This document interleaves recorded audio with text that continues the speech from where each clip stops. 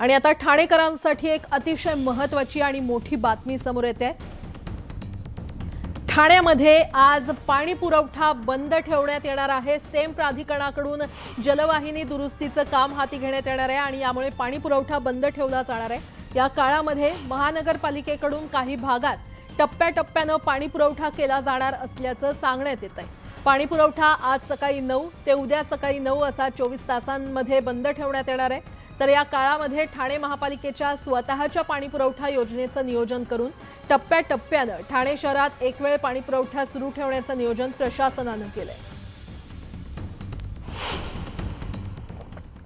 विधानसभा निवडणुका पूर्ण होता स्थानिक स्वराज्य संस्थांच्या निवडणुकांचं बिगुल वाजणार अशी शक्यता व्यक्त केली जात होती, पण केंद्र सरकारने जनगणना करण्याच्या अनुषंगाने तयारी करण्याची सूचना केली आहे। जनगणनेला सुरुवात झाल्यास महापालिका निवडणुका लांबणीवर पडतील अशी शक्यता व्यक्त केली जाते। राज्यातील स्थानिक स्वराज्य संस्थांच्या अनेक वर्षांपासून रखडलेल्या निवडणुका लवकरच होण्याची चिन्ह नाहीये। तर सर्वोच्च न्यायालयामध्ये तब्बल 28च्या घरात याचिका दाखल करण्यात आली असून 2 वर्ष या याचिका प्रलंबित आहेत आणि यावर 22 जानेवारीला सुनावणी होण्याची शक्यता आहे।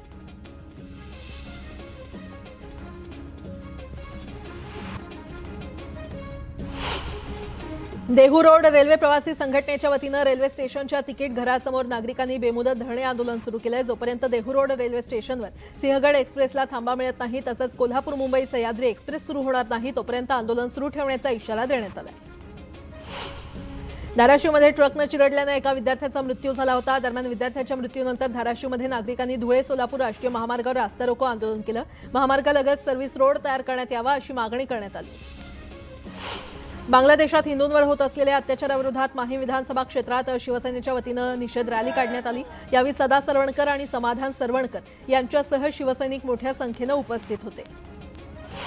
विक्रोळीमध्ये बांगलादेश विरोधात चार्ली स्पोर्ट्स क्लब आणि विभागातील नागरिकांच्या वतीने काळ्या फिती बांधून स्वाक्षरी मोहीम राबवण्यात आली। यावेळी बांगलादेश विरोधात जोरदार घोषणाबाजी करण्यात आली। मुंबई विद्यापीठात अखिल भारतीय विद्यार्थी परिषदेकडून ठिय्या आंदोलन करण्यात आलं। विद्यापीठ परिसरात परवानगीशिवाय मोर्चा किंवा आंदोलन करण्यास मज्जाव करण्यात आलाय। दरम्यान हा निर्णय मागे घेण्यात यावा अशी मागणी आंदोलनकर्त्यांनी केली आहे। सूर्यफूल कडई आणि तिळाच्या पिकांकडे शेतकऱ्यांनी पाठ फिरवल्याचं समोर आलंय। यामुळे आता तब्बल 7000 हेक्टरवरील रब्बी पेरा आणि तेलबिया पिकांचं क्षेत्र घटलंय। महाराष्ट्रात लाडकी बहीण योजनेमुळे महायुती सरकारला विधानसभा निवडणुकीमध्ये अपेक्षेपेक्षा अधिक बहुमत मिळालं। आता दिल्लीतील आम आदमी सरकारने देखील महिला मतदारांना आकर्षित करण्यासाठी मुख्यमंत्री महिला सन्मान योजना सुरू करण्याची घोषणा केली आहे। शिर्डीतील साईबाबांचं समाधी मंदिर 20 डिसेंबर रोजी दुपारी 2 ते 4:30 या वेळेमध्ये दर्शनासाठी बंद राहणार आहे। 3D स्कॅनिंगद्वारे मूर्तीचा डेटा संकलित केला जाणार असून त्यासाठी दिवसाची ही वेळ निश्चित करण्यात आली आहे। राज्यात अपघातांची संख्या वाढते। ज्यावेळी मी आंतरराष्ट्रीय परिषदांमध्ये सहभागी होण्यासाठी जातो त्यावेळी तिथे रस्ते अपघातांचा विषय आला की मी माझं तोंड लपवण्याचा प्रयत्न करतो असं नितीन गडकरी म्हटले। रिंग रोडच्या भूसंपादनासाठी MSRDCकडे 500 कोटींचा निधी देण्याची मागणी जिल्हा प्रशासनाच्या वतीने करण्यात आली आहे। पुणे रिंग रोडच्या प्रलंबित भूसंपादनाबाबत जिल्हाधिकाऱ्यांनी बैठक घेतली। कोस्टल रोडचं 95% काम पूर्ण झालं असून येत्या जानेवारीच्या पहिल्या आठवड्यापर्यंत अंतिम टप्पा सेवेमध्ये आणण्याचा प्रयत्न आहे। यामध्ये अनेक ठिकाणी आंतरबदल मार्गिका देण्यात आल्यानं प्रवाशांना वळसा न घालता इच्छित स्थळी पोहोचता येणार आहे।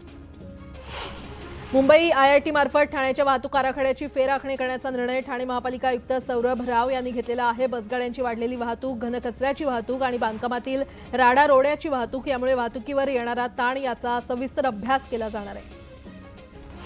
मुंबई CSMT ते करमाळी या कोकण रेल्वेच्या गाड्यांना 3 ठिकाणी अतिरिक्त थांबा देण्याचा निर्णय कोकण रेल्वेने घेतलेला आहे। प्रवाशांच्या मागणीमुळे हा निर्णय घेतला असून आता मुंबईहून जाताना आणि करमाळीहून येताना वीर, वैभववाडी रोड आणि सावंतवाडी या 3 ठिकाणी प्रवाशांना ट्रेनमध्ये चढणं आणि उतरणं शक्य होणार आहे। मुंबई पॅसेंजर रिझर्वेशन सिस्टम ही प्रवासी आरक्षण प्रणाली PNR कॉम्प्रेशनसाठी शनिवारी रात्री 11:45 ते रविवारी पहाटे 4:44 पर्यंत बंद राहणार आहे। या कालावधीमध्ये PRS सेवा, कोचिंग रिफंड सेवा उपलब्ध होणार नाही।